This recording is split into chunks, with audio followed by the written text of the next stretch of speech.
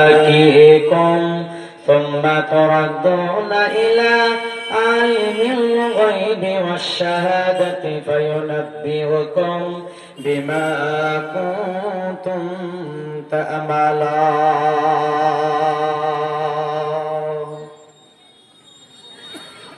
মরণ পাখি যে দিন সে করবে ডাকাডাকি থেমে যাবে জীবন তোমার বন্ধ হবে আখি মরণ পাখি যে দিন সে করবে ডাকাডাকি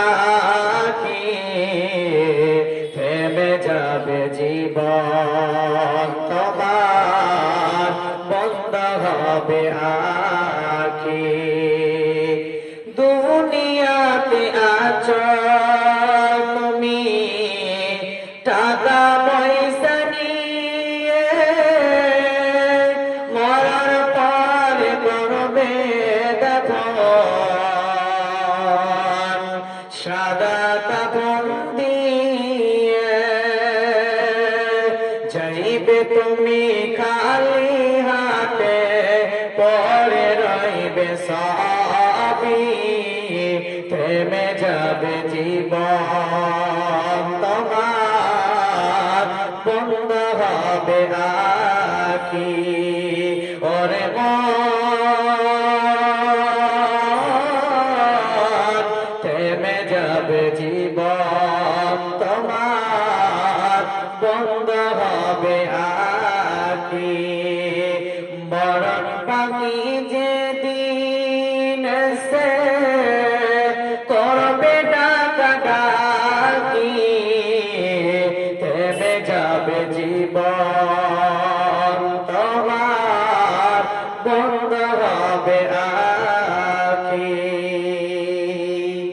শ্রদ্ধেয় সুযোগ্য আজকের চলমান সভার যোগ্যতম সভাপতি মহাশয় আমার সম্মুখে বসে থাকা দিনদার ইমানদার মুমিন ভাই সকল প্রজেক্টের মাধ্যমে সুন্নি আলী মুমিনা মা ও বোনেরা প্রশংসা আল্লাহ যে আল্লাহ তাবারক ওয়া তাআলা আজকে আমাদেরকে বিভিন্ন জায়গা থেকে বিভিন্ন প্রান্ত থেকে যে আল্লাহ আজকে আমাদেরকে মসজিদ কেন্দ্রিক আয়োজিত মাহফিলে হাজির করেছেন সেই মহান মুনিবের দরবারে শুকরিয়া করে সকলের হৃদয় খুলে মোহাব্বতের সঙ্গে পড়ুন আলহামদুলিল্লাহ আল্লাহ তাবারক ওয়া তাআলার পরে যদি কাউরি প্রশংসা করা যায় তিনি আমাদের শেষ নবী আখেরি পয়গম্বর নবী মুহাম্মদুর রাসূলুল্লাহ সাল্লাল্লাহু আলাইহি ওয়াসাল্লাম তিনার প্রতি শত সহস্র কোটি দুরূদ সালাম বর্ষিত হোক আল্লাহুম্মা সাল্লি আলাইহি ওয়া আল্লাহুম্মা বারিক আলাইহি আমি আপনাদের সম্মুখে মূল্যবান কোরআন থেকে একখানা আয়াত আপনাদের সম্মুখে পরিবেশন করেছি সেই আয়াতকে কেন্দ্রবিন্দুর মধ্যে রেখে স্বল্প সময়ের মধ্যে আপনাদেরকে ইনশাআল্লাহ কোরআন থেকে মূল্যবান তথ্য দেব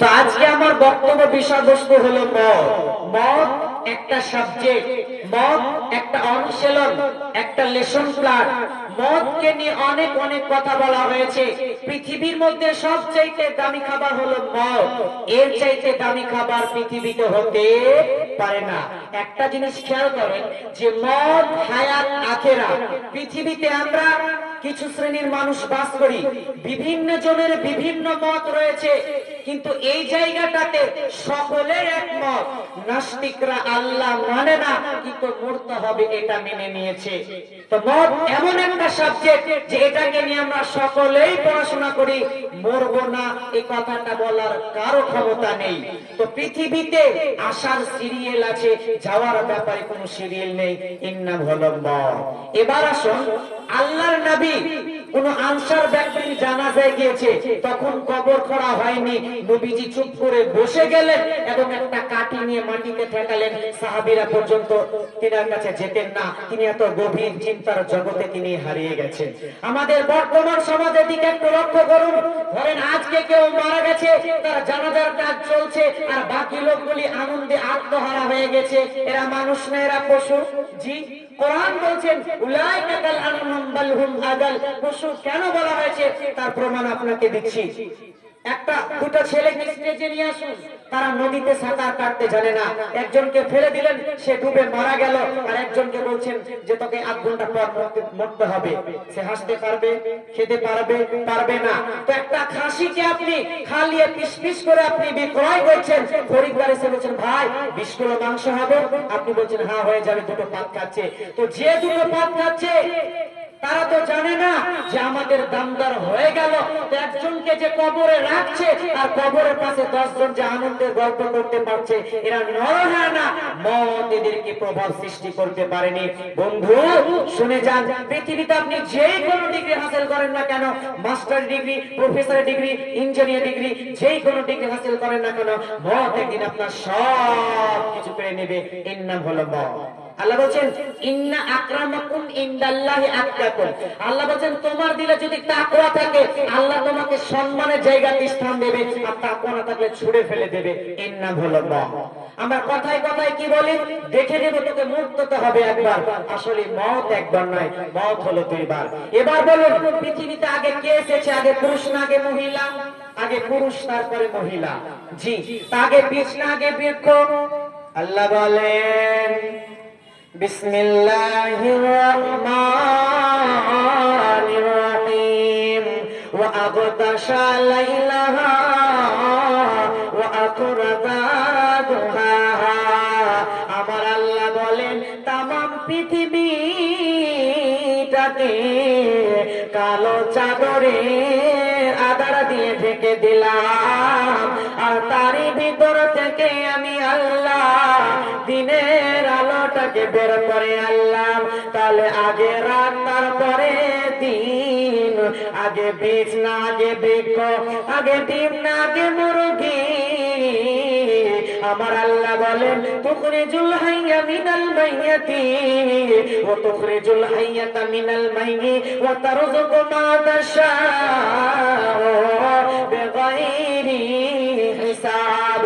আমার আল্লাহ বলেন আমি আল্লাহ আগে ডিমকে বানালাম, আর ডিমের পেটের ভিতর থেকে আমি আল্লাহ মুরগিকে বের করে আনলাম, আবার মুরগির পেটের ভিতর থেকে আমি আল্লাহ ডিমকে বের করে আনবো। অতএব আমি আল্লাহ আগে ডিমকে বানালাম, তারপরে মুরগি বানালাম। এবার আপনারা বলেন আগে হায়াত না আগে মত? জি, আগে হায়াত না আগে মত? আমার আল্লাহ বলেন আল্লাযী খালাকাল মাউতা ওয়াল হায়াতা। আমার আল্লাহ বলেন আমি আল্লাহ আগে মতকে বানালাম, আমি আল্লাহ আগে মতকে সৃষ্টি করলাম, তারপরে হায়াতকে বানালাম। মত আমার সৃষ্টি, হায়াত আমার সৃষ্টি। বন্ধুরে আমার, আপনি যদি সিরিয়াল দিতে চান, মানুষ আল্লাহর সৃষ্টি, গরু আল্লাহর সৃষ্টি, হাঁস আল্লাহর সৃষ্টি, এইভাবে সিরিয়াল দিতে দিতে দিতে দিতে চলে আসবে মত আল্লাহর সৃষ্টি, হায়াত আল্লাহর সৃষ্টি। মতের প্রাণ আছে, হায়াতের প্রাণ আছে। তো আমার আল্লাহ বলেন আল্লাযী খালাকাল মাউতা ওয়াল হায়াতা।